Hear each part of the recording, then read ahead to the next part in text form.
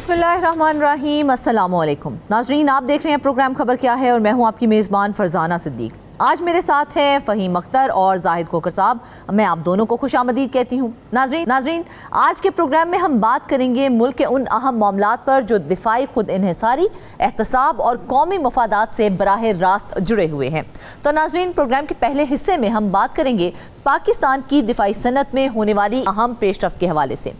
3 जून 2026 को सदारती ऑर्डिनेंस के तहत कायम होने वाली दिफाई सनती पैदावार और रेगुलेटरी अथॉरिटी यानी कि डेपरा दिफाई पैदावार, पॉलिसी साजी, निजी शोबे की रेगुलेशन, तहकीक, मेयार और बरामदात को एक ही प्लेटफॉर्म पर लाकर मुल्क की दिफाई सनत को जदीद खतूत पर इस्तवार करने की जानिब एक अहम कदम करार दी जा रही है। इस अहम पेशरफ्त पर मजीद बताने के लिए हमारे साथ मौजूद हैं इस्लामाबाद से नुमाइंदा खुसूसी फैसल खान। फैसल साहब, सबसे पहले तो ये बताएं कि ऐसी कौन सी वजह थी, ऐसी कौन सी कमी थी कि डेपरा के क़याम की हमें ज़रूरत पेश आ गई, और क्या जो पहले से निज़ाम मौजूद था वो काफ़ी नहीं था इस चीज़ के लिए, और अब जो निज़ाम लाने जा रहे हैं वो इससे मुख्तलिफ कितना होगा? बिस्मिल्लाहिर्रहमानिर्रहीम, बहुत शुक्रिया फरजाना। बिल्कुल आपका सवाल बड़ा जेन्युइन है। इसका बुनियादी तौर पे जो defence industrial production and regulatory authority डिप्रा के नाम से जो अथॉरिटी कायम की गई है, इसका क़याम का जो है वो ज़रूरत इसलिए थी कि बुनियादी तौर पे जो पाकिस्तान का निजी शोबा था वो काफ़ी हद तक आइसोलेटेड था और उसको सर्टिफिकेशन के हवाले से, लाइसेंसेस के हवाले से, एक्सपोर्ट लाइसेंसेस के हवाले से, नो ऑब्जेक्शन सर्टिफिकेट्स जो कि अदम एतराज़ की सनद होती है उसको, उसके उसूल के लिए, फिर टैक्सेशन और दीगर मामलात जो हैं उसमें बड़ी मुश्किलात का सामना था।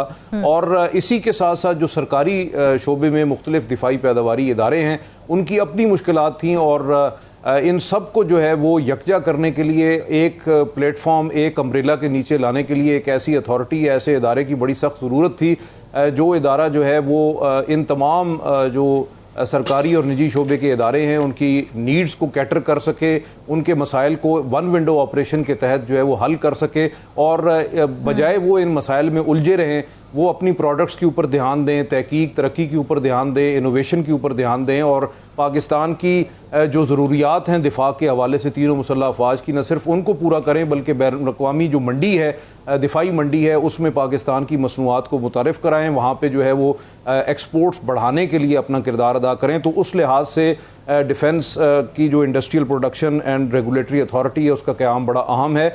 और दूसरी बड़ी वजह जो है वो इंटरनेशनल मॉनिटरी फ़ंड है, क्योंकि इंटरनेशनल मॉनिटरी फ़ंड जो है वो चाहता है कि हुकूमती अखराजात जो हैं वो कम से कम हों, और इस सिलसिले में उन्होंने जो है वो हुकूमत को बारहा जो है इस हवाले से अपनी जो गुजारिशात हैं, सिफारिशात हैं वो पेश की हैं।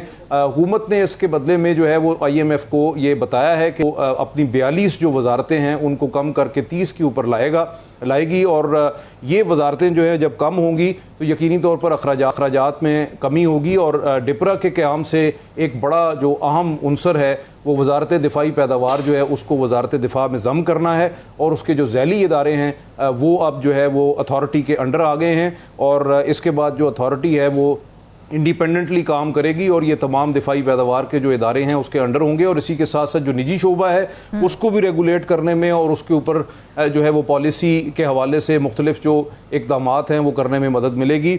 बुनियादी तौर पे जैसे आपने बता दिया कि 3 जून 2026 को सदारती ऑर्डिनेंस के तहत जो है ये डिप्रा का जो इदारा है, ये अथॉरिटी है, इसको कायम किया गया है, और वजारत दिफाई पैदावार के जो बेशतर उमूर हैं अब डिप्रा के अंडर चले गए हैं, जबकि वजारत दिफाई पैदावार के जितने भी ज़ैली इदारे हैं वो अथॉरिटी के अंडर काम करेंगे, और आहिस्ता आहिस्ता जो है वो ये जो अथॉरिटी है ये वजारत दिफा के अंडर काम करेगी, और वजारत दिफाई पैदावार के बेशतर उमूर जो हैं वजारत दिफा में ज़म होते चले जाएंगे। लेके आते हैं, कोई नई अथॉरिटी आती है ना, तो बहुत बड़े बड़े दावे किए जाते हैं कि ये फ़ायदा होगा, ये फ़ायदा होगा, सब कुछ होगा। ठीक है, अच्छी बात है आप लेके आ रहे हैं तो, लेकिन सिर्फ आपसे मैं इतना पूछना चाह रही हूँ कि प्रैक्टिकली ये कितना एप्लीकेबल होगा? क्या वाकई ही पाकिस्तान की जो दिफाई सनत है, जो निजी शोबे हैं और जो दिफाई बरामदात हैं उनको फ़ायदा पहुँचेगा इसका?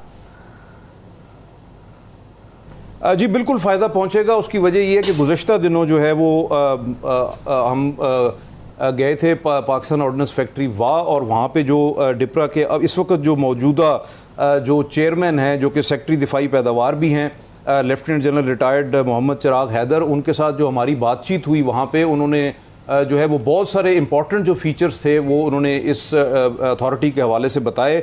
और उन्होंने बताया कि देखें इसका बुनियादी जो इसमें 3, 4, 6 बड़ी इंपॉर्टेंट बातें हैं। एक तो ये है कि जो कवायद व ज़वाबित हैं वो बड़े शफाफ हो जाएंगे, लाइसेंसिंग और मंजूरियों का जो अमल है और रेगुलेटरी अमल है वो तेज़ तर होगा, और निजी और सरकारी शोबे के लिए ये यकसा अमल होगा, इसमें कोई बाइफर्केशन नहीं होगी। कारोबारी जो बेयकीनी है दिफाई मंडी के अंदर, ख़ास तौर पे निजी सेक्टर के अंदर, वो ख़त्म होगी। नई फैक्ट्रियाँ, कंपनियाँ और जो मसनूआत हैं उनकी मंजूरी, उनके पेटेंट्स, उनके मुख्तलिफ हवाले से जो लाइसेंसिंग है, उनकी सर्टिफिकेशन है, वो बड़ी आसान हो जाएगी। बरामदात जो हैं वो बढ़ सकेंगी, बरामदात का अमल सहल हो जाएगा, बैन अल-अक़वामी मेयार और सर्टिफिकेशन के बायस फैसल, बड़ा सादा सा सवाल है, सॉरी मैं आपको यहाँ पर काट रही हूँ, लेकिन मुझे सिर्फ ये बताएं कि पहले निज़ाम से ये वाला निज़ाम मुख्तलिफ किस तरह से है, और अगर ये मुख्तलिफ है तो पहले निज़ाम में क्या ये सारी चीज़ें मौजूद नहीं थी? देखें, पहले जो निज़ाम था उसमें प्रॉब्लम ये था कि वजारत दिफाई पैदावार के अंडर जो सरकारी इदारे थे वो तो काम कर रहे थे, लेकिन उनको भी जो है वो बहुत सी मुश्किलात का सामना था। जैसे अगर उन्होंने हुकूमती जो है वो मुख्तलिफ इदारे हैं, जैसे FBR है, फेडरल बोर्ड ऑफ रेवेन्यू है, उनके मामलात ड्यूटी के हवाले से एक्साइज ड्यूटी है, इसी के साथ साथ जो इम्पोर्ट ड्यूटी है, फिर इसी तरह sales tax, general sales tax और दीगर मामलात हैं, तो उनको सेपरेटली जो है वो पहले वजारत जाना पड़ता था, फिर वो उन इदारों को लिखते थे, वो इदारे अपना काम जैसे करते थे। उसके बाद से जो है फिर जो सर्टिफिकेशंस हैं उसके अंदर बहुत सारे प्रॉब्लम्स मौजूद थे। उसके अलावा जो रेगुलेटरी फ्रेमवर्क है उसके अंदर मुश्किलात थी। फिर निजी शोबा जो है वो मुकम्मल तौर पे आइसोलेशन के अंदर था, यानी कि अगर उन्हें कोई भी काम करना है तो उन्हें अपने तौर पे करना था। उसके अंदर जो है वो बहुत से इदारों से उनको अप्रोच करनी थी और वहाँ जाके उनको काम कराना था, तो उसमें जो बहुत सा कीमती वक्त है वो उसका ज़िया होता था, और उसकी वजह से जो बहुत इंपॉर्टेंट जो मसनूआत जो दिफाई शोबे के अंदर तैयार की जाती हैं उसके मतलब पेटेंट्स जो हैं वो लेने के लिए प्रॉब्लम्स था, उनकी लाइसेंसिंग लेने के लिए प्रॉब्लम था। उनको बरामद करना है तो आपको इंपोर्ट के लिए इजाज़त, एक्सपोर्ट के लिए इजाज़त लेनी है, उसके सर्टिफिकेशंस लेनी है, फिर बहुत सारे टैक्सेशन के मसाइल थे। तो ये तमाम मसाइल अब जो है वो डिप्रा के अंडर, एक अम्ब्रेला के अंडर जो है वो आ जाएंगे, और उनको हल करने के लिए तमाम इदारों के जो कैंप ऑफिसेज हैं या वो आसान हो जाएगा। डिप्रा के थ्रू ये तमाम इदारों तक अप्रोच अब डिप्रा करेगा, और बाकी जो निजी और सरकारी शोबे के इदारे हैं वो अपना अपना काम जो है वो करेंगे, जिसमें रिसर्च है, डेवलपमेंट का मामला है, क्रिएटिविटी है, इनोवेशन है, प्रोडक्शन है, उसके साथ साथ दीगर मामलात हैं और बरामदात हैं। तो ये तमाम चीजें जो हैं वो अब एक इदारे के अंडर आ जाएंगी, और इसी एक के साथ इदारे साथ के अंडर आ जाएंगी तो मे भी हो सकता है कि इन फ्यूचर हमें इस हवाले से काफी आसानी हो। अच्छा फैसल, हमारे पैनलिस्ट हमारे साथ मौजूद हैं, लाजमन वो आपसे कोई ना कोई सवाल करना चाह रहे होंगे। इस वक्त फहीम अख्तर और जाहिद खोकर साहब हमारे साथ मौजूद हैं। फहीम, आप पहले कोई सवाल करना चाहेंगे? जी बिल्कुल फैसल साहब, बड़ी इंटरेस्टिंग किस्म की ये स्टोरी है। इसके 2-3 पहलू हैं। एक तो ये कि एक वन विंडो एक ऑपरेशन टाइप बन रहा है कि जितने भी दिफाई प्रोडक्शन के इदारे हैं वो मुख्तलिफ हिस्सों में तकसीम थे, वो अब एक इमारत के अंदर आ जाएंगे और वहीं से इनकी जो इश्यूज़ हैं वो ख़त्म हो जाएंगे, और साथ में कवर मिल जाएगा निजी इदारे को। फैसल साहब, रॉ मटीरियल किसी भी इंडस्ट्री के लिए बड़ा इम्पॉर्टेंट होता है। पाकिस्तान की जो दिफाई पैदावार है या फिर पाकिस्तान का जो दिफा है, पाकिस्तान का इन्हिसार इंपोर्ट्स के ऊपर ज़्यादा है, और 2021 से 2025 तक पाकिस्तान दुनिया का 5वां बड़ा मुल्क था जिसने असला बाहर से या चीज़ें बाहर से मंगवाई। तो क्या डिप्रा रॉ मटीरियल मकामी सतह पर पैदा करने के लिए कोई काम करेगा? और दूसरा, एक ऑर्डिनेंस जारी किया गया है, क्या ये बेहतर ना होता, एक बड़ा आप स्टेप लेने जा रहे हैं, पार्लिमान से लेजिस्लेशन कराई जाती, इसके ऊपर डिबेट्स होती या एक्सपर्ट्स हैं उनके साथ की बातचीत की जाती, तो ये 2-3 चीज़ें ज़रा इसको ज़रा क्लियर कर दें। अच्छा फ़हीम साहब, इम्पॉर्टेंट सवाल है। पहली चीज़ तो रॉ मटेरियल के हवाले से, रॉ मटेरियल जो है वो ज़ाहिर है सारा रॉ मटेरियल जो है वो मुल्क में दस्तयाब नहीं होता, और बहुत सारा रॉ मटेरियल जो है वो इम्पोर्ट ही होता, और बहुत सारी चीज़ें जो हैं वो जो एक कोई अगर फ़र्ज़ करें आप एक ड्रोन डेवलप कर रहे हैं, तो उस ड्रोन को डेवलप करने के लिए भी बहुत सारी चीज़ें होती हैं जो कि मुल्क के अंदर भी बनाई जाती हैं, और उसके बाद जो है कुछ रॉ मटेरियल होता है जैसे कंपोजिट मटेरियल है, और बहुत सारी चीज़ें हैं वो बाहर से भी इंपोर्ट होता है। तो इसमें तो कोई ऐसी चीज़ नहीं है, लेकिन डिप्रा के अंडर जितने भी इदारे हैं, और ख़ास तौर पे कुछ इदारे ऐसे हैं, मैं उसकी सेंसिटिविटी की वजह से उनके नाम शायद नहीं ले पाऊँगा, लेकिन वो इदारे जो हैं वो इस वक्त काम कर रहे हैं पाकिस्तान के अंदर, जो मुख्तलिफ आप कह लें कि रेयर अर्थ मिनरल्स हैं, दीगर चीज़ें हैं, जिससे मसलन मैं आपको एक छोटी सी मिसाल दे दूं, जिस तरह गैलियम है। गैलियम एक इम्पॉर्टेंट धात है जिसके ज़रिए जो है वो मुख्तलिफ रेडार्स बनाए जाते हैं, ख़ास तौर पे जो है वो active electronically scanned array radar, जिसको हम ऐसा रेडार कहते हैं। ये रेडार्स अमूमन जो है वो मुख्तलिफ हवालों से इस्तेमाल होते हैं। वो हमारे जो फ्रीगेट्स, डिस्ट्रॉयर्स हैं, मुख्तलिफ जो कॉर्वेट्स वगैरह हैं नेवी के पास, उसमें भी इस्तेमाल होते हैं। हमारे जो फाइटर जेट्स हैं उसके अंदर ऐसा रेडार एक बहुत इंपॉर्टेंट कंपोनेंट है। इसी के साथ साथ जो नए हेलीकॉप्टर्स डेवलप हो रहे हैं, ख़ास तौर पे गनशिप हेलीकॉप्टर्स हैं, जिस तरह पाकिस्तान ने Z10ME चाइना से जो है वो लिए हैं, तो इनके अंदर भी जो है वो ऐसा रेडार इस्तेमाल होते हैं। तो ये बेसिकली ये रेडार आपको एक रीच फराम करते हैं दुश्मन के इलाके के अंदर, बियॉन्ड विजुअल रीच फराम करते हैं, जिसकी वजह से आप अपने टारगेट की एक्विजिशन आसानी से कर सकते हैं।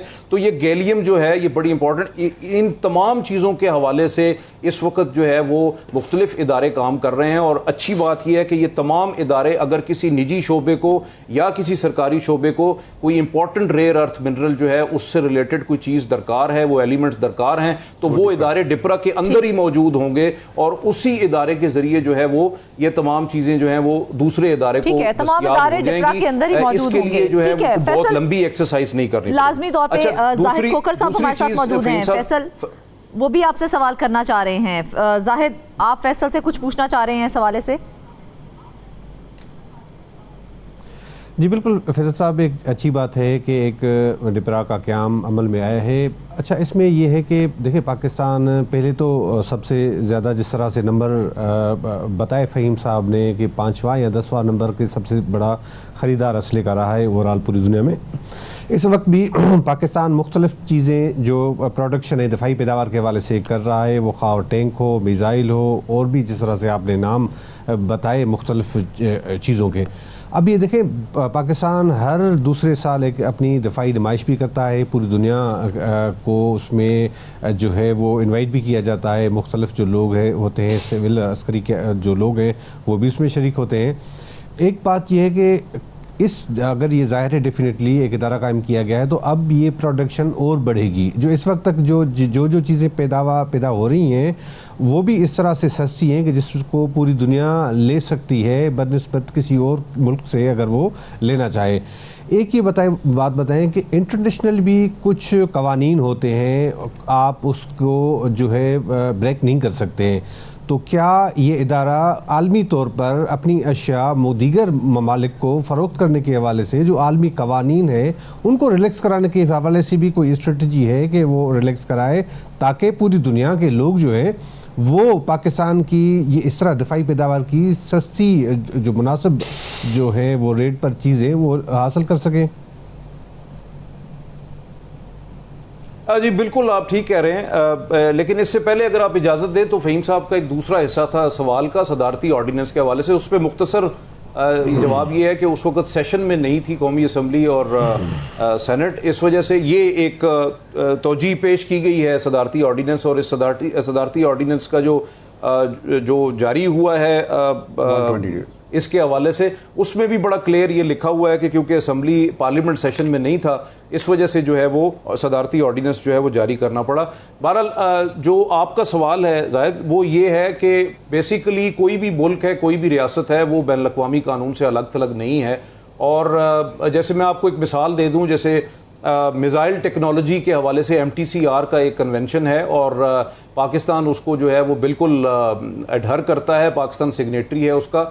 और कोई भी मुल्क एक ख़ास रेंज से ज़्यादा के जो मिज़ल्स हैं वो दुनिया को एक्सपोर्ट नहीं कर सकता। उसके लिए होता ये है कि जो मकामी सतह पे मिज़ल तैयार किए जाते हैं उनकी रेंज जो है वो आपकी ज़रूरियात के मुताबिक एक्सटेंडेड रेंज होती है, और जो एक्सपोर्ट वेरिएंट्स होते हैं उनकी रेंज कम कर दी जाती है, और वो कन्वेंशन के अंदर रहते हुए उनकी रेंज कम करके उनको एक्सपोर्ट किया जाता है। तो पाकिस्तान जो है वो पाकिस्तान से ज़्यादा मेरे ख्याल में बैन अल-अक़वामी कानून को और अक़वाम मुत्तहिदा चार्टर को कोई और मुल्क शायद इतनी तवज्जो नहीं देता या उस पर अमल नहीं करता।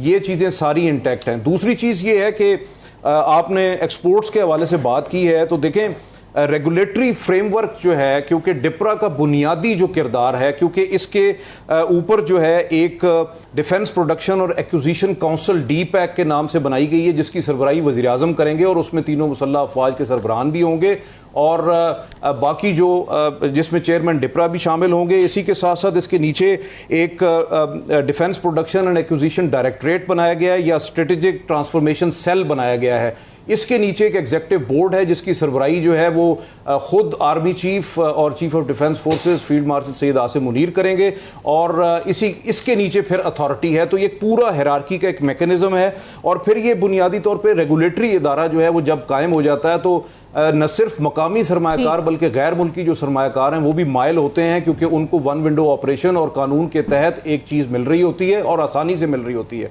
तो एक तो सरमायाकारी पाकिस्तान के डिफेंस प्रोडक्शन सेक्टर के अंदर आएगी, दूसरा उसका सबसे अहम उनसर यह है कि जब सरमायाकारी आएगी और पाकिस्तान की अपनी इनोवेशंस होंगी तो बहुत सारे ममालिक की जो डिफेंस कंपनीज हैं वो भी पाकिस्तान आएंगी, मुश्तरका पैदावार या जॉइंट जो वेंचर्स हैं वो शुरू हो सकेंगे और उसकी वजह से आपकी जो क्वालिटी है प्रोडक्ट्स की वो इंटरनेशनल लेवल की पहले भी है लेकिन मजीद होगी। उसकी वजह से आप इंटरनेशनल मार्केट कैटर कर सकेंगे। और आज भी आपने जिक्र किया आइडियाज़ की नुमाइश पाकिस्तान हर साल कराची में करता है, इस साल नहीं हो रही लेकिन वैसे जो है वो हर साल ये नुमाइश होती है। पूरी दुनिया की मुख्तलिफ जो नुमाइशें हैं उनके अंदर पाकिस्तान जो है वो शिरकत करता है। अभी भी रियाट जो है वो एयर टैटू शो हो रहा है इस वक्त यूके के अंदर, जहाँ पे पाकिस्तान के जो अमीरुल बहर हैं एडमिरल नवीद अशरफ, उन्होंने शिरकत की है और बहुत सारी प्राइवेट सेक्टर की कंपनीज वहाँ शिरकत कर रही हैं। तो ओवरऑल जो है वो पाकिस्तान पूरी दुनिया के अंदर जो इंपॉर्टेंट दिफाई नुमाइशें होती हैं उसका हिस्सा है।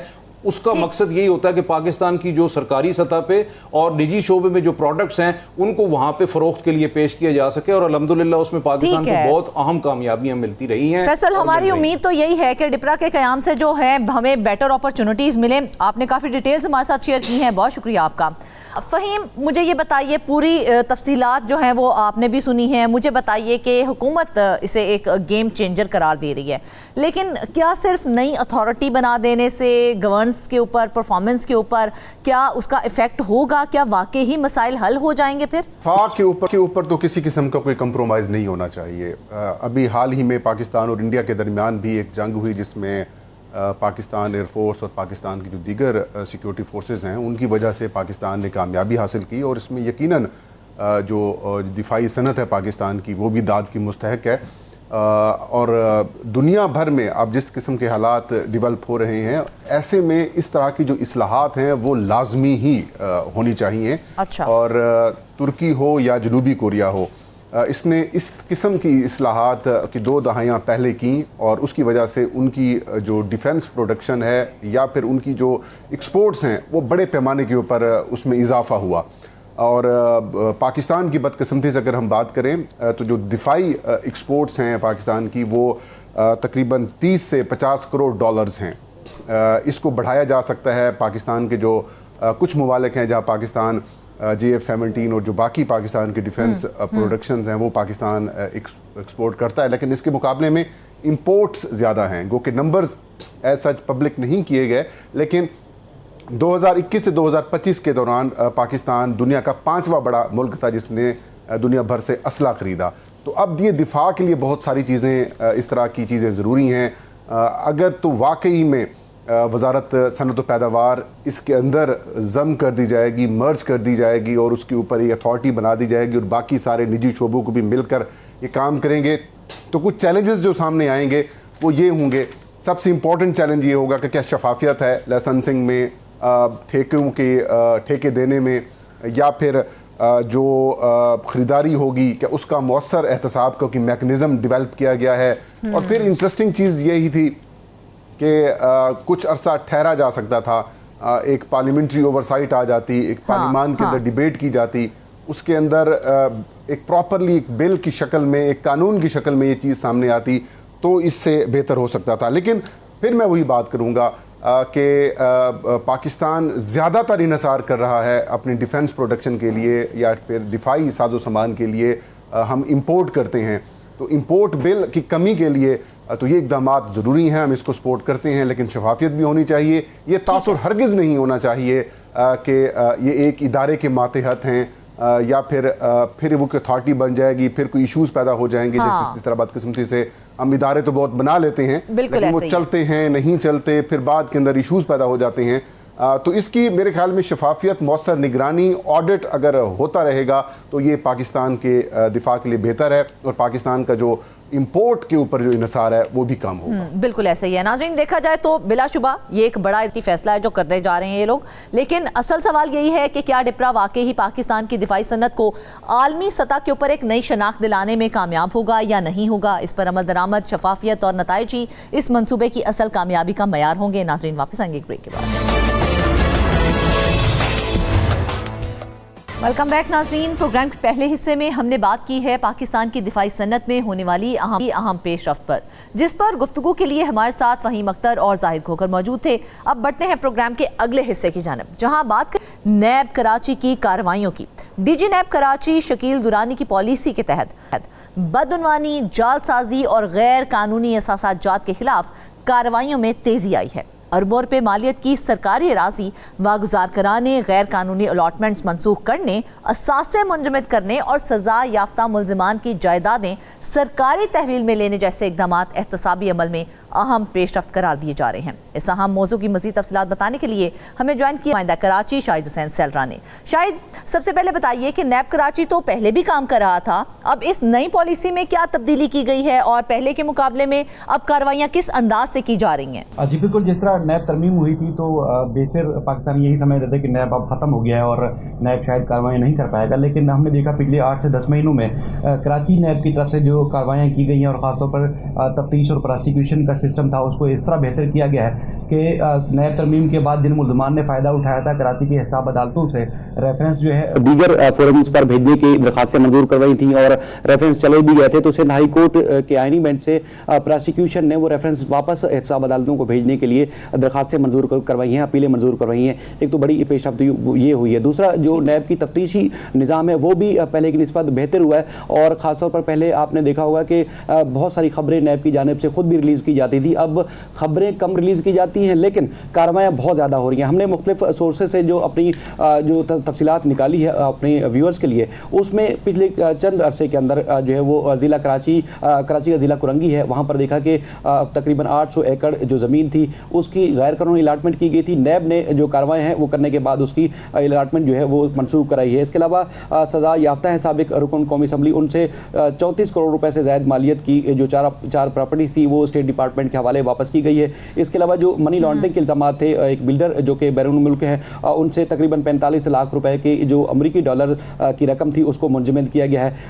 अच्छा, कुछ एक कार्रवाई ऐसी भी है कि जो रावलपिंडी की हिसाब अदालतें हैं वहाँ से फैसले लिए जाते हैं कराची की प्रॉपर्टी से मुताल्लिक और फिर कराची की हिसाब अदालतों से रावलपिंडी एक ही बिल्डर है चूँकि, तो रावलपिंडी के अंदर जो प्रॉपर्टीज़ हैं वो कराची के हिसाब अदालतों से फैसले लेकर इस तरह जो है वो नैब जो है तकरीबन 527 एकड़ अराजी जो है वो भी रावलपिंडी और कराची में इस तरह मुंजमद कर चुका है। निजी जो बिल्डर्स हैं उनके बारे में ये भी तफसीलात सामने आई है कि 1338 एकड़ जो ज़मीन थी M9 मोटरवे के ऊपर उसको भी मुंजमद किया गया है नैब की जानिब से। और आगे अगर तफसीलात जो हमने हासिल की है उसकी बात करें तो हैदराबाद में तालीमी इदारे के नाम पर जो हासिल की गई अरबों रुपए की 80 एकड़ ज़मीन थी उसको भी नैब ने वागुजार कराकर सरकारी तहवील में दी है। और लियारी रीडेवलपमेंट एक सेटल प्रोग्राम था तो वहाँ पर जालसाजी के ज़रिए जो रफाही प्लाट से जो कि आम के लिए जिसमें अस्पताल, स्कूल और पार्क्स बनने थे वहाँ पर बंगले तामीर कर दिए गए थे, तो वो नैब ने कुछ दिन पहले ही उनको फ्रीज किया है और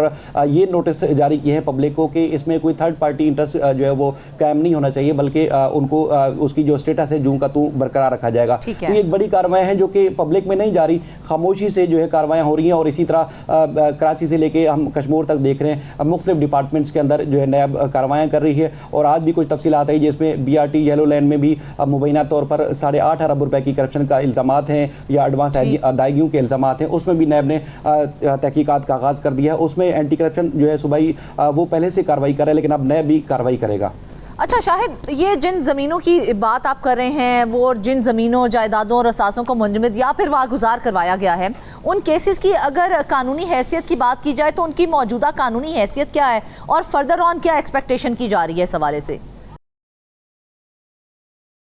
बुनियादी तौर पर वो सरकारी ज़मीनें थी, जालसाजी के ज़रिए अलाटमेंट कराकर, चूँकि ये भी यहाँ पर एक परसेप्शन है कि अपने माली, अपने चौकीदार, अपने खानसामे और मुख्तलिफ जो मुलाजमीन हैं उनके नाम पर ज़मीनें अलाट करा दी जाती हैं, जिसकी वजह से वो जो असल मुल्ज़मान हैं, चाहे वो ब्यूरोक्रेट्स हैं, सियासतदान हैं, वो खुद सामने नहीं आते। तो वो ज़मीन नैब ने कानूनी चाराजोई करने के बाद वो वागुजार कराकर सरकारी तहवील में दोबारा से दी है। इसी तरह जो रकम थी, पैसा था जो लूटा हुआ था, वो भी नैब ने अपनी जो टेक्निकल जो उनके कानूनी दायरे इख्तियार में रहते हुए कार्रवाई थी वो करने के बाद वो पैसा वापस सूबाई हुकूमत और वफाकी हुकूमत को दिया। इस तरह अरबों रुपए की, खरबों रुपए की ज़मीनें हैं जो कि 800 से ज़्यादा एकड़ सिर्फ कुरंगी ज़िला के अंदर है। इसके अलावा M9 मोटरवे के ऊपर और दीगर जगहों पर वो ज़मीनें सरकार की तहवील में वापस दी हैं। तो ये नैब की एक बहुत बड़ी कार्रवाई है जो कि खामोशी से जारी है। अच्छा, क्योंकि पहले जिस तरह मैंने आपसे अर्ज की कि वो अदालतों में फोरम्स पे चीज़ें आती थी और नैब की जानिब से भी बाज़ चीज़ें जो रिलीज़ होती थी, लेकिन अब वहाँ से नहीं हो रही, बल्कि कई जो नैब के अफसरान या मुख्तलिफ सोर्सेज से जब हम उनसे भी मालूमात लेते हैं तो वो कहते हैं कि ये चीज़ें तो हमें कोर्ट में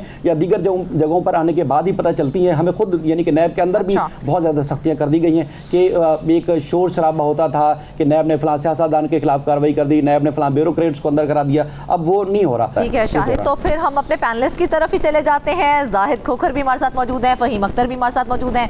जाहिद, आप कोई सवाल करना चाहेंगे?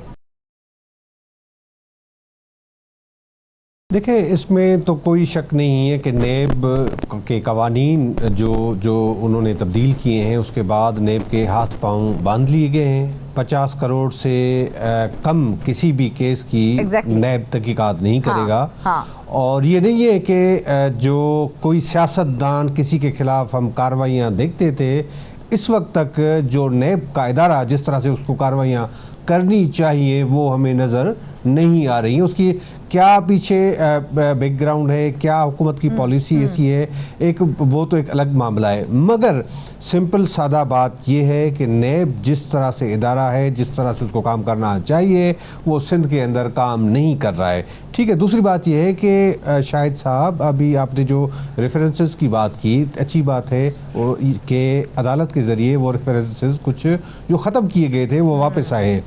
जो नेब के पास मुख्तलिफ रेफरेंसेस थे, कोई 166 केसेस थे जो एंटी करप्शन को मुंतकिल किए गए थे, उसमें 107 रेफरेंसेस थे और उसके बाद 28 इन्वेस्टिगेशंस थी जो उनको दी गई थी। अब ये बताएं उनका स्टेटस क्या है, क्योंकि एंटी करप्शन के ज़रिए, महकमे के ज़रिए या अदालतों के ज़रिए उन मुल्ज़मान को रिलीफ फराम किया गया था। तो अब स्टेटस क्या है उनका कि क्या वाकई उन जो रेफरेंसेस को बंद कर दिया गया था, क्या वाकई वो दोबारा बहाल हुए हैं? और ख़ास तौर पर महकमा एंटी करप्शन के पास जो मुंतकिल किए गए थे कोई 166 केसेस, उनका स्टेटस क्या है? ये आज़ाद भाई, जिस तरह रेफरेंसेस मुंतकिल किए गए थे उन फैसलों के खिलाफ चूँकि एहतसाब अदालत ने ही ऑर्डर दिया था कि ये फॉल नहीं करता नैब कानून के मुताबिक, तो लिहाजा मुतल्लिका फोरम बेशतर में एंटी करप्शन डिपार्टमेंट भी शामिल थे, वहाँ मुंतकिल किए गए थे। या नैब की जानिब से उन एहतसाब अदालतों के फैसलों के खिलाफ अपील दायर की गई जिसमें सियासतदान भी हैं, साबिक IG भी हैं, ब्यूरोक्रेट्स भी हैं, उनके रेफरेंसेस वापस जो है एहतसाब अदालतों को भेजे जाएंगे ताकि वो जो पैसा वो जो इल्ज़ामात थे, चाहे वो पुलिस के अंदर थे, वो मुख्तलिफ सरकारी अराज़ियों से मुताल्लिक थे या दीगर बदनवानी से मुताल्लिक, उन तमाम को वापस उनका ट्रायल होगा बाकायदा तौर पर एहतसाब अदालतों में। तो सिंध हाई कोर्ट ने कुछ टाइम पहले ही ये ऑर्डर जारी किया है, चूँकि 15 से 17 रोज़ लगते हैं जिस तरह एहतसाब अदालत से भेजे गए थे दूसरे फोरम पर, तो इसी तरह वापस आने में 1-2 महीने के अंदर अंदर ये मुंतकिल हो जाएंगे। जैसे मैंने आपसे अर्ज़ की कि पहले जब प्रोसिक्यूशन के लोग, जो प्रोसिक्यूटर्स अदालतों में खड़े होते थे, तो वो अदालत को मुतमईन करना तो दूर की बात है, वो पेपर नहीं पढ़ पाते थे जो नैब की जानिब से इल्ज़ामात लगाए जाते थे प्रोसिक्यूशन के मुल्ज़मान के ऊपर। लेकिन प्रोसिक्यूटर्स अब पहले की निस्बत तगड़ी अंदाज से केसेस को फाइट करते हैं। अब खुद देखें, एक तरफ सियासी जमातों ने तरमीम की, जिस तरह आपने 50 करोड़ से कम की जो अमाउंट है वो नैब उसमें जो है वो कानून के मुताबिक कार्रवाई नहीं कर सकता, लेकिन उसी तरह के ही कानून साजी का फ़ायदा उठाते हुए जो सियासतदान हैं, ब्यूरोक्रेट्स हैं, उन्होंने रेफरेंसेस भी वहाँ से मुंतकिल करवाए थे, लेकिन वो कामयाब हुए हैं अपने आर्गूमेंट से, अपने दलाइल और शवाहिद की बुनियाद पर, जिसमें आइनी बेंचेस के ऊपर आपको पता है कि सभी आदम एतमाद का इजहार करते हैं और कहते हैं जी आइनी बेंचेस जो है वो सिर्फ हुकूमत को फ़ायदा देती हैं, दूसरे मामलात में फ़ायदा नहीं देती। लेकिन आइनी बेंच ने ही नैब के जो दलाइल थे उससे इत्तफाक किया और तमाम वो रेफरेंसेस वापस एहतसाब अदालतों को भेजने का फैसला किया गया है ताकि नैब कानून के मुताबिक उनको सजाएं दी जाए, रेफरेंसेस के मुताबिक उनको जो इल्ज़ामात हैं वो वापस जो है वो कौमी एहसास से वापस मुंतकिल भी होने चाहिए। अच्छा, फ़हीम अख्तर भी हमारे साथ ही मौजूद हैं। फ़हीम, आप शाहिद से कोई सवाल करना चाहेंगे? जी फरजाना, बलूचिस्तान नैब से ये सिलसिला शुरू हुआ था, जो सरकारी अराजी वागजार करवाई जा रही थी कब्जा माफिया से, कि हज़ारों लाखों एकड़ की अराजी वागजार हुई थी। तो अब ये सिलसिला सिंध तक पहुंचा है। सवाल दो तीन है। एक सवाल तो ये कि क्या वजह है कि इन सारी कार्रवाइयों को खामोश रखा जा रहा है। शफाफियत का सवाल उठता है कि क्या प्ली बारगेन या कि बैकडोर डील की जा रही हैं, या फिर ये एक पॉलिसी है कि कोई ऐसे लोग उनको पता ना चल जाए कि वो भी अपनी चीज़ें छुपा लें। जिम्मेदारान के खिलाफ क्या कार्रवाई की जा रही है? इतने अरसे से उनके पास ये कीमती अराजी या फिर जो जगह है वो मौजूद थी, क्या एक्शन लिया गया है? और तीसरा, हम माजी में सुनते आए हैं कि जो नेशनल अकाउंटेबिलिटी ब्यूरो है, इसके ऊपर तमाम जो सियासी जमातें हैं इस बात के ऊपर वो मुत्तफिक थी कि ये सियासी विक्टिमाइजेशन के टूल के तौर पर इस्तेमाल होता है। क्या इन कार्रवाइयों में ये अंसर तो शामिल नहीं है कि सियासी तौर पर कोई कार्रवाई की जा रही है, और जो अदालतों में जाकर ये केसेस जिस तरीके साबित करना नैब प्रोसिक्यूटर के या प्रोसिक्यूशन के लिए मुश्किल हो जाता है, क्या ये जो केसेस किए जा रहे हैं या फिर कार्रवाइयाँ की जा रही हैं या जो इन्वेस्टिगेशंस हैं, तो ये इसमें क्या इस चीज़ को भी देखा जा रहा है कि आगे जाके केस बिल्ड कर लेंगे और जीत लेंगे?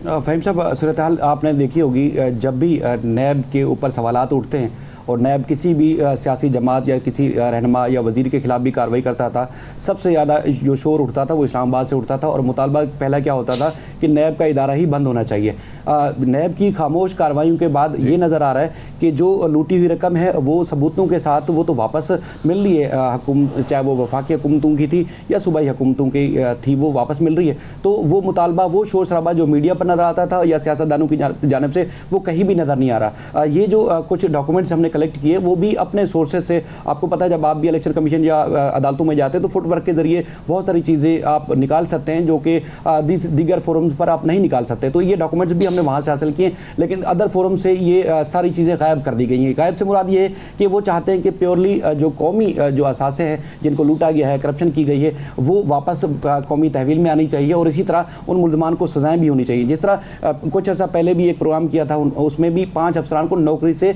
बरतरफ किया गया था और अरबों रुपए की रकम जो थी वो वापस कौमी खजाना में सूबाई हुकूमत के हवाले करने के जो है अहकामात सामने आए थे। तो ये चीज़ें ऐसी हो रही हैं कि ऐसा नहीं है कि किसी को जो है वो बिला वजह टारगेट किया जाए या उससे ओहदे छीन लिए जाए, क्योंकि ये तासुर है और हकीकतन भी यही है कि जो सियासतदान है वो अपने नाम पर प्रॉपर्टी कम बनाते हैं, अपनी फैमिलीज के नाम पर कम बनाते हैं, वो अपने ही मुलाजमीन के नाम पर बनाते हैं। तो अब वो मुलाजमीन को लेके पहले हम वो खबरें नशर करते थे कि जी फलां सियासत का फलां जो है वो गनमैन, उसका ड्राइवर या उसका चौकीदार जो है वो फलां चीज़ में मुलव्वस है। तो इसलिए ये पॉलिसी इख्तियार की गई है कि शोर शराबा या चीखने के बजाय बेहतर यही है कि कानूनी कार्रवाई की जाए, और जो जिन के नाम है कानूनी तौर पर उनसे ही पैसा वापस लिया जाए, उनसे ज़मीन वापस लेके कौमी खजाना में जमा कराई जाए। तो जो असम्बली में तकरीरें होती थी, मीडिया टॉक्स होती थी, वो अब नैब के खिलाफ कम होना शुरू हुई और पैसा जो है और इसी तरह प्रॉपर्टी जो वापस कौमी खजाना में आसानी से वापस आ रही है। ठीक है, शाहिद हुसैन सलरा हमारे साथ मौजूद थे, डिटेल्स शेयर कर थे, बहुत शुक्रिया आपका। फहीम, आपसे ही मैं सवाल करूंगी क्योंकि आपने अभी शाहिद से ये सवाल किया था कि जिम्मेदारान के खिलाफ क्या कोई कार्रवाई होगी, क्या उनका एहतसाब होगा। अव्वल तो अरबों और खरबों रुपए की ज़मीनें जो हैं वो गैर कानूनी तौर पर अलॉट हुई हैं, तो मैं आपसे ये पूछूंगी क्या सिर्फ आप समझते हैं कि जिम्मेदारान इसके क्या कब्जा माफिया हैं, या फिर वो सरकारी अफसरान भी हैं जिन्होंने इसकी अप्रूवल दी हैं, और आपको लगता है कि उनकी अकाउंटेबिलिटी होगी या इसके हवाले से कोई प्रोसेस किया जाएगा? बहुत शुक्रिया फरजाना। देखिए, सवाल तो वहीं से शुरू होता है कि इस चीज़ को पब्लिक क्यों नहीं किया जा रहा। नेम एंड शेम होना चाहिए कि जिन लोगों ने कौमी ख़जाने को या फिर कौमी या रियासती या हुकूमती जो इमलाक हैं, ज़मीनें हैं, उनके ऊपर कब्ज़ा किया हुआ था, किसने उनको ये अलॉट किया, उनके नेम एंड शेम होने चाहिए, उनके खिलाफ कार्रवाई होनी चाहिए, जो जिम्मेदारान हैं उनके खिलाफ एक्शन होना चाहिए। अब शाहिद साहब ने अपने सोर्सेज से ये खबर तो हासिल कर ली है, लेकिन नैब की जानिब से अभी तक इस चीज़ को छुपाया जा रहा है या फिर पब्लिक नहीं किया जा रहा। क्या ये अंडरस्टैंडिंग है कि बाकी लोग भी उनके कान ना खड़े हो जाएं? लेकिन मैं ये समझता हूँ कि ऐसे जो कार्रवाइयाँ हैं ये वक्त की ज़रूरत हैं, क्योंकि जिस तरीके से बलूचिस्तान से खबर आई थी कि लाखों एकड़ और अरबों खरबों रुपए की जो ज़मीनें हैं वो वागजार करवाई गई हैं, वो एक फार्मूला बलूचिस्तान का बनाया गया था। तो आई होप सो कि यहाँ भी ऐसा होगा। लेकिन इसको पब्लिक करना चाहिए ताकि लोगों का, आवाम का जो एतमाद है नैब के ऊपर बहाल हो, और जो नैब के खिलाफ प्रोपेगेंडा किया जाता रहा है, या फिर जो सियासी जमातें कहती हैं कि पॉलिटिकल विक्टिमाइजेशन के लिए इस्तेमाल होता है, तो उस सिलसिले की भी नफी होगी।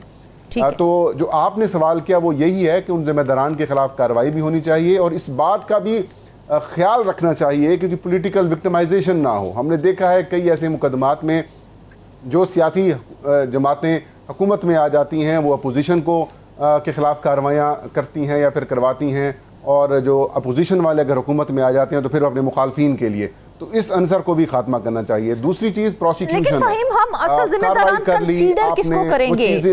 वो भी लोग हैं जो कब्जा कर रहे हैं, वो लोग हैं जो अप्रूवल दे रहे हैं, आप किसको समझते हैं? देखिए, जाहिर है मिली भगत है ना।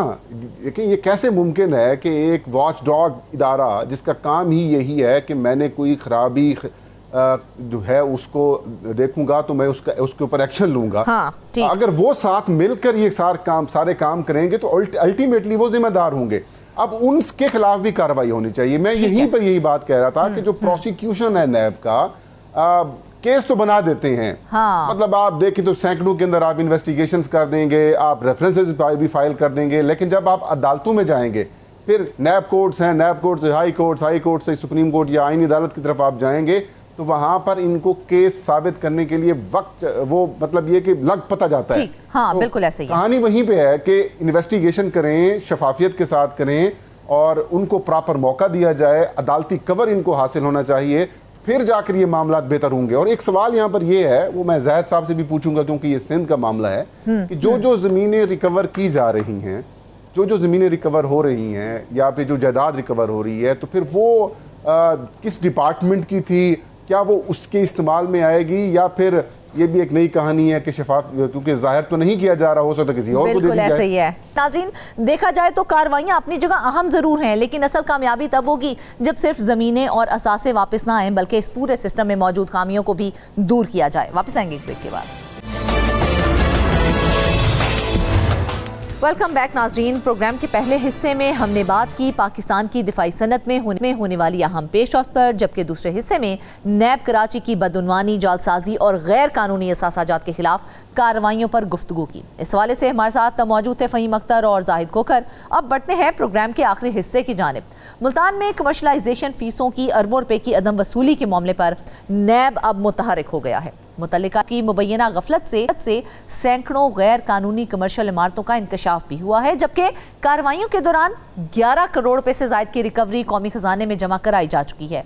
नैब के मुताबिक वाजिबात की वसूली और जिम्मेदारों के खिलाफ कार्रवाई आज भी जारी है। इस अहम मामले की मजीद तफसीलात बताने के लिए हमारे साथ मौजूद हैं नुमाइंदा मुल्तान ज़हीर अब्बास। ज़हीर, तकरीबन 9 अरब रुपए की कमर्शलाइजेशन फीस थी, क्या वजह है कि इतने अरसे तक रिकवर नहीं हो सकी है? ये सिर्फ आप क्या समझते हैं कि एक सिस्टम फेलियर था, या फिर बाकायदा कॉलेशन और कवर अप का मामला है? जी शुक्रिया फरजाना। सबसे पहले तो आपको ये बताऊं कि मुल्तान में ये जो मुख्तलिफ सरकारी फीसें हैं जो प्राइवेट बिल्डिंग्स मालकान से वसूल की जाती हैं, उसमें सबसे बड़ा इदारा जो है वो MDA है, उसके बाद म्यूनसिपल कॉरपोरेशन है, उसके बाद फाटा है, और आखिर पे ज़िला कौंसिल है। अब मामला क्या होता है कि जो भी यहाँ के सरकारी मुलाजमीन है वो इन फीसों के ज़रिए जो है वो पार्टियाँ घेरते हैं, उनसे मुबैना तौर पर भारी नजराने वसूल किए जाते हैं, उन्हें खुद साख्ता इजाज़त दे दी जाती है कि आप यहाँ पर अपनी जो डोमेस्टिक आपका यूनिट है, घरेलू यूनिट है, उसको आप कमर्शियल इस्तेमाल में लाएं, हमारी तरफ से कोई बंदा आपकी तरफ नहीं आएगा। ठीक है। तो यही वजह है कि बड़े पैमाने पर सरकारी फीसों की अदम वसूली की जाती है, फायदा दिया जाता है प्रॉपर्टी मालकान को सिर्फ अपने फायदे के लिए। गुज़श्ता दिनों ये मामला सामने आया था कि सिर्फ फाटा ने ब्रांड रोड से 3 अरब रुपए से जायद की कमर्शलाइजेशन फीस जो है वो वसूल नहीं की। उसके बाद नैब मुल्तान मुतहरक हुआ और सारी लिस्टें जो हैं मुख्तलिफ इदारों से वो वसूल की गई कि MDA से पूछा गया कि आपके जो नादहिंदा हैं वो कितने हैं, उसके बाद ज़िला कौंसिल से पूछा गया, उसके साथ साथ जो फाटा है उससे उसके मजीद इलाकों का रिकॉर्ड वसूल किया गया। इसी तरह म्यूनसिपल कॉरपोरेशन की जानब से एक लिस्ट नैब को फ्राहम कर दी गई कि इस इलाके में ये नादहिंदा सार्फिन है जिनसे मुख्तलिफ फीसें जो है वसूल नहीं की गई। तो उसमें ये मामला सामने आया कि मजमूई तौर पर 9 अरब रुपए से जायद की फीसें ये बनती हैं जो कि कमर्शलाइजेशन फीसें वसूल ही नहीं की गुज़श्ता कई सालों से। तो साहब ज़ाहिर है अब इसकी रिकवरी की तरफ मामला जाना था। तो नए मुल्तान ने इन्हीं इदारों के कुछ अफसरान पर मुश्तमिल एक टीम बनाई और शहर के मुख्तलिफ इलाकों में ये कार्रवाइयाँ की गई हैं, जिसके दौरान 11 करोड़ रुपए से जायद की फीसें जो हैं वो अब तक वसूल कर ली गई हैं।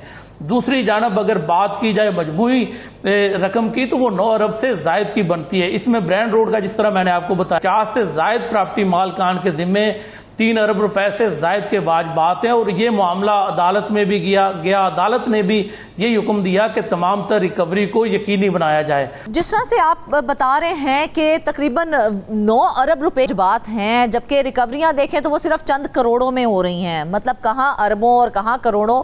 मतलब बहुत अच्छी बात है कि आपने चंद करोड़ की जो है वो रिकवरी कर ली है, लेकिन बाकी रकम का क्या? बाकी रकम की रिकवरी का प्लान क्या है? क्या उस हवाले से कोई टाइमलाइन दी गई है? जी आप देखें कि पहले तो मामला तकरीबन लावारस ही था कि ये जो अमला है मुख्तलिफ सरकारी महकमों का, ये एक इंक्वायरी हेल्ड कर दी जाती थी महकमाना, उसी में क्लीन चिट दे दी जाती थी और ये कमर्शलाइजेशन का जो मामला है वो पेंडिंग पड़ा रहता था। कई सालों से फीसें वसूल नहीं की जाती थी, चाहे वो कन्वर्जन फ़ीस हो, चाहे वो नक्शा मंजूरी की फ़ीस हो या फिर ये कमर्शलाइजेशन की फ़ीस हो। तो ये मिली भगत का सिलसिला गुज़श्ता कई सालों से जारी था, जिससे कौमी ख़जाने को मुसलसल नुकसान पहुँच रहा था। जब ये मामला ज़्यादा हाईलाइट हुआ है तो उसके बाद नए मुल्तान मुतहरक हुआ है। नए मुल्तान ने मुख्तलिफ महकमों से सारी जो तफसीलात हैं वो इकट्ठी की हैं। साफ ज़ाहिर है एक टाइम दरकार होता है, अभी उन्होंने ये मामला जो है वो टेकअप किया है, तो उसके बाद गाए बगाए ये रिकवरियों का सिलसिला जारी रहेगा। नैब तर्जुमान के मुताबिक भी जितनी भी रिकवरी बनती है वो सारी रिकवरी वसूल की जाएगी। साफ ज़ाहिर टाइम लगता है, फौरी सारी फीसें जो है वो रिकवर नहीं हो सकती। उसमें यह भी मामला है कि कुछ प्रॉपर्टी मालकान जो है वो अदालतों से रजू कर लेते हैं। जब मामला अदालत में चला जाता है तो उसमें भी थोड़ा सा डिले आ जाता है। ताहम ये ब्रांड रोड वाला मामला जो है ये सबसे ज्यादा संगीन मामला है। लेकिन अब तो इसको तो कई बरस बीत गए ना, कई बरसों के अंदर भी ये रिकवरी नहीं की जा सकी है। तो मतलब इसको आप फिर क्या कहेंगे? क्या ये पूरा सिस्टम फेलियर नहीं है? जी वही जैसे मैंने आपको बताया तो के साफ ज़ाहिर है जो भी इन इदारों के मुतल्लिका अफसरान है या मुलाजमीन है उन्होंने तो इसको सोने की चिड़िया बनाया हुआ था, खाने पीने का जरिया बनाया हुआ था कि सरकारी फीसें वसूल नहीं करते थे। प्रॉपर्टियाँ जो हैं उनको जो है वो इजाज़त दे दी जाती थी प्रॉपर्टी मालकान को कि आप अपनी जो डोमेस्टिक यूनिट आपका उसको आप कमर्शियल इस्तेमाल करें। तो ये फीसें जो हैं वो जानबूझ के वसूल नहीं की जाती थी ताकि अपना माल पानी जो हासिल किया जा सके। जब ये नए मुल्तान ने मामला टेकअप किया तो उसके बाद मुख्तलिफ इलाकों में उन्होंने कार्रवाइयां की। अब तक 11 करोड़ रुपए से जायद की रिकवरी हो चुकी है। नैब तर्जुमान के मुताबिक एक रुपया जो है वो रिकवर किया जाएगा। साफ ज़ाहिर है नए मुल्तान ने अब मामले को संभाला है। अब वो देखेगा कि कितने प्रॉपर्टी मालकान है जिनके जिम्मे ज्यादा रकम है, तो साफ उसी हिसाब से रकम जो है वो वसूल की जाएगी। दूसरी जानब जो मुतल्लिका अफसरान है या मुलाजमीन है उनके खिलाफ भी एक्शन लिया जाएगा। साफ ज़ाहिर कौमी खजाने को नुकसान पहुंचाने में सरकारी मुलाजमीन भी मुलव्वस हैं। जो भी कौमी खजाने को नुकसान पहुंचाने में मुलव्वस हुआ उनके खिलाफ भी नैब की जानिब से कार्रवाई की जाएगी। अच्छा ज़हीर, हमारे पैनलिस्ट हमारे साथ मौजूद हैं जाहिद खोखर और फ़हीम अख्तर। जाहिद, आप कोई सवाल करना चाहेंगे? जी बिल्कुल, ये तो वही कहानी है जिस तरह से पहले शाहिद साहब ने बताया कि अब जो बताया गया था कराची के अंदर भी कि महकमा रेवेन्यू के डी अफसरान और KMC के अफसरान के साथ मिलकर मुश्तरका कार्रवाई करके ज़मीन वाह गुजार कराई गई। यही बात जो है वो ज़हीर साहब बता रहे हैं कि वही जो अफसरान हैं मुख्तलिफ महकमों में उन अफसरान को ही कहा गया है उनके साथ मिलके ये रिकवरी की जा रही है। देखिए नेब का अपना काम है, उनके पास वो कवानीन भी है, वॉलंटियर रिटर्न के भी या प्ली बारगेनिंग के भी, मगर नेब एक रेवेन्यू जनरेट इदारा नहीं है। क्या जिन इदारों ने ये कोताही की अफसरान ने, और ख़ास तौर पर जो चंद बिल्डिंगों पे 3 अरब से ज़ायद रकम मौजूद है रिकवरी, तो क्या उन अफसरान जो इस अरसे इस टेन्योर के दौरान मुख्तलिफ ओहदों पर रहे, क्या उनके खिलाफ कोई कार्रवाई की जा रही है? ये सिंपल सवाल है, या सिर्फ और सिर्फ ये रेवेन्यू जनरेट करके उन इदारों के हवाले किया जा रहा है? जी ये बड़ा अच्छा सवाल किया आपने। कार्रवाई की अगर बात की जाए तो गाय बगाए हमने देखा कि कार्रवाइयाँ की गई, मगर यहाँ पर जिस मखसूस रोड की हम बात कर रहे हैं, यहाँ पर जब जो फीसें वसूल नहीं की गई थी तो इतने बड़े पैमाने पर गैर कानूनी कमर्शियल सरगर्मियाँ जारी थी, तो उस पर जो मुतलका सेक्रेटरी हैं पंजाब हुकूमत के, उन्होंने नोटिस लिया था, जिसके बाद 3 जो अफसरान हैं फाटा के, उनको ओहदों से हटा दिया गया था। उसमें डायरेक्टर फाटा थे, डिप्टी डायरेक्टर फाटा थे, साथ साथ नीचे का अमला था। मगर हुआ क्या कि सिर्फ 1 महीने के अंदर वो सारे अफसरान वापस आ गए। आप अंदाज़ा करें कि उनको हटाया गया उनकी नाअहली पर, अदम रिकवरी पर, अब दोबारा से वो वापस आ चुके हैं, मगर अभी तक उनकी तरफ से रिकवरी के लिए इकदाम नहीं उठाए जा रहे हैं। अगर रिकवरी के लिए इकदाम उठाए जाते तो नैब जो है उसको मुदाखलत ना करनी पड़ती, नैब मुल्तान की जानब से उन अफसरान को साथ मिला के रिकवरी के लिए कार्रवाइयां ना करनी पड़ती। तो यहाँ पर नजर आता है कि जो मुतलका महकमे हैं, चाहे वो फाटा हो, चाहे म्यूनसिपल कॉरपोरेशन हो, चाहे जिला कौंसिल हो, चाहे MDA हो, इनके अफसरान की यही कोशिश होती है कि ज्यादा से ज्यादा फायदा जो है वो प्रॉपर्टी मालिकान को दिया जाए ताकि बदले में उनसे फायदा हासिल किया जा सके।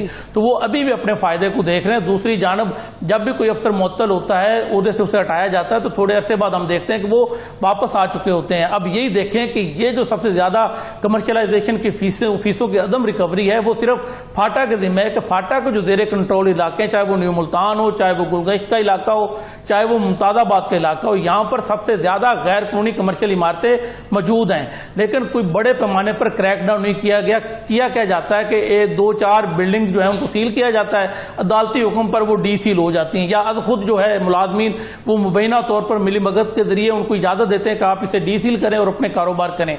तो इस तरह के मामला यहाँ पर देखने में आते हैं। यही वजह है कि नए मुल्तान को मुदाखलत करनी पड़ी और इस मामले को संभालना पड़ा। अब उम्मीद तो यही की जा रही है कि तमाम तर रिकवरी को यकीनी बनाया जाएगा। नैब तर्जमान से जब हमारी बात हुई तो वो भी पूरी उम्मीद थे कि जो सरकारी वाजबात हैं इनकी वसूली के लिए हर मुमकिन कोशिश की जाएगी और कार्रवाई को आगे बढ़ाया जाएगा। ठीक है फ़हीम, आप कोई सवाल करना चाहेंगे ज़हीर से?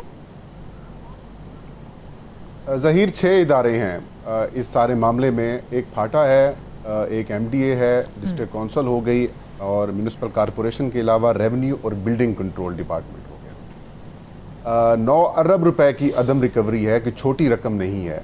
क्या इनकी डेटा शेयरिंग नहीं है, इनके अंदर की कोऑर्डिनेशन नहीं है, या फिर जो जिसका बस चलता है उसका महकमे का जो एहलकार है वो जिसकी पार्टी होती है वो भुगताई जाता है?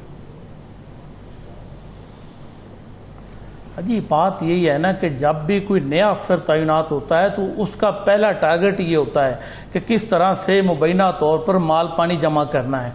तो इसी वजह से गुज़श्ता कई सालों से ये जो कमर्शलाइजेशन की फीसें हैं, ये मामला रुका हुआ था, रिकवरियाँ हो ही नहीं रही थी, जिसकी वजह से नैब को भी बीच में आना पड़ा। इससे पहले जितने भी अफसर तैनात होते थे, चाहे वो MDA में हो, म्यूनसिपल कॉरपोरेशन में हो, जिला कौंसिल में हो, या फिर फाटा में हो, उनका टारगेट यही होता था कि रिलीफ देना, प्रॉपर्टी मालिकान को बदले में फ़ायदा लेना है। तो यहाँ पर जब भी कोई नया जो DC आता था या कोई नया कमिश्नर आता था तो उनकी तरफ से पहली जो मीटिंग ली जाती थी वो इसी मामले पर ली जाती थी। वो लिस्टें जो है वो मांगते थे, लिस्टें जो है फ्राहम करने में 2-2, 4-4 महीने लगा दिए जाते थे, मगर उसके बावजूद बोगस लिस्टें फ्राहम कर दी जाती थी कि हमने इतनी रिकवरी की है। ये नहीं बताया जाता था कि हमने कितनी रिकवरी नहीं की। तो उस हिसाब से जब ये मामला ज्यादा हाईलाइट हुआ है, जैसे ब्रांड रोड का मैंने जिक्र किया, जब वो 3 अरब रुपए का मामला सामने आया तो उसके बाद नैब भी मुतरक हुआ। नैब ने सारी फहरिस्तें जो हैं वो तलब की। जब वो फहरिस्तें जमा हुई हैं तो उसके बाद पता चला है कि ये तो टोटल मामला 9 अरब रुपए से जायद का है। तो साफ ज़रा वसूली की तरफ जाया जा रहा है। नैब की जानब से इब्तदाई तौर पर जो कार्रवाइयाँ की गई हैं उसमें 11 करोड़ रुपए से जायद की रिकवरियाँ की जा चुकी है। मजीद रिकवरियाँ जब होंगी तो सामने आ जाएगा कि कितने जो नादहिंदा हैं उनसे रिकवरी की जा देखा जाएगा कि आया उन्होंने अरबों में से कितने करोड़ जो हैं वो रिकवर किए हैं। ठीक है, ज़हीर अब्बास आप हमारे साथ मौजूद थे, डिटेल हमारे साथ शेयर करते, बहुत शुक्रिया आपका। फ़हीम, मुझे सिर्फ इतनी सी बात बताइए कि जो गैर कानूनी कमर्शियल इमारतें होती हैं वो 1 या 2 दिन में तो नहीं है ना? तो बड़ा मासूमाना सवाल है मेरा आपसे, जो मैं हमेशा ही पूछती हूँ, कि मुझे सिर्फ ये बताएं जो मुतल्लिका इदारे थे क्या वो मॉनिटर नहीं कर रहे थे इस पूरी चीज़ को, और क्या उनकी रिस्पॉन्सिबिलिटी जो थी वो कौन तय करेगा कि भाई आपका ये काम है, you have to do that? देखिए, ये मैं आपको एक छोटी सी मिसाल देता हूँ। मैं एक जगह बैठा हुआ था, बड़े पढ़े लिखे एक शख्सियत थे, उनके साथ वो कहते हैं कि जो क्रिमिनल्स होते हैं ना वो सबसे ज्यादा शातिर और ज़हीन होते हैं। आप दुनिया जहान के बेहतरीन दिमाग बैठकर कानून बनाते हैं, रूल्स बनाते हैं, Right. फिर उनकी इम्प्लीमेंटेशन करते हैं और बीच में से वो चोरी का रास्ता निकाल कर ये जा और वो जा होते हैं। यहाँ पर भी यही सिचुएशन है।